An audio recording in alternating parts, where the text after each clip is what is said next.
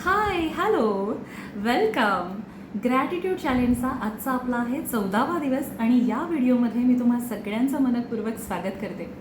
आजचं चॅलेंज आहे ते म्हणजे तुम्हाला अशा अनोळखी व्यक्तींना थँक्यू म्हणायचं आहे ज्यांनी नकळतपणे तुम्हाला तुमचं बेस्ट व्हर्जन होण्यासाठी मदत केलेली आहे.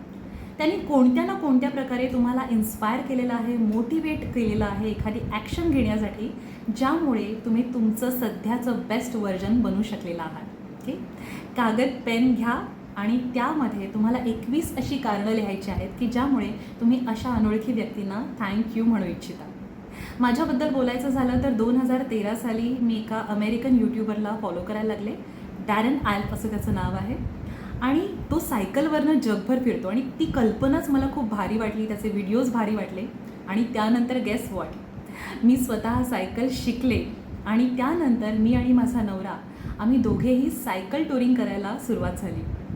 मला सांगायला आनंद वाटतो आहे की आजतागायत जवळपास 5-6 हजार किलोमीटर सायकलिंग आम्ही देशात आणि परदेशात केलेला आहे आणि तो खूप सुंदर अनुभव होता आमच्यासाठी.